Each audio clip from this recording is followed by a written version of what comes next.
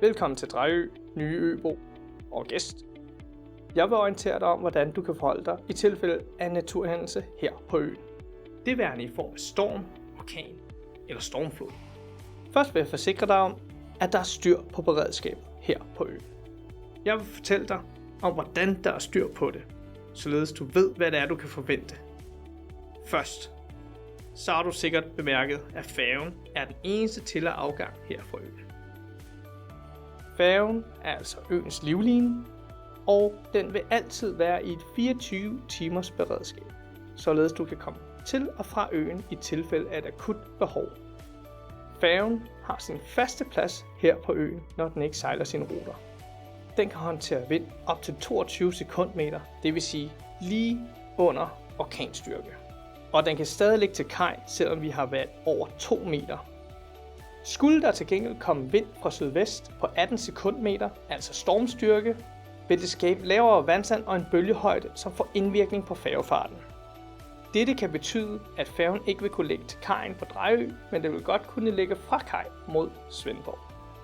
Så frem tilfældet skulle være ude, at færgen på ingen måde er tilgængelig, så har øen stadig adgang til en række ressourcer. Vi har stadig en købmand, der er stadig en lokal brandstation, som også er bemandet, og de vil også være i løbende kontakt med Fyns lokalberedskab. I særlige tilfælde kan søværnshelikoptere også rekvireres. Dette indgår som en del af øens beredskabsplanlægning. Der er udpeget en plads på øen, som bliver brugt som helikopterplads, så frem der skulle være behov for dette. I tilfælde af nedbrud på elnettet, så er øen i færd med at anskaffe sig en generator.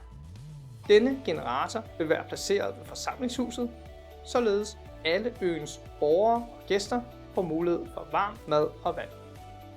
Vores færge vil heller ikke være påvirket af et nedbrud på elnettet. Den er ikke afhængig af el og har rigeligt med diesel.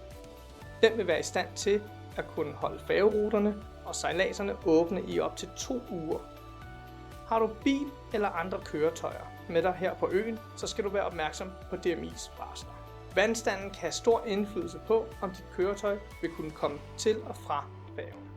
Som gænger kan du altid komme af og på uagtet vandstand.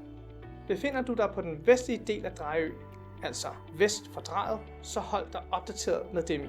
Vejen, der går ud forbi drejet og ud til den vestlige del, kan godt blive oversvømmet. Du kan altid finde de relevante kontakter på øens hjemmeside.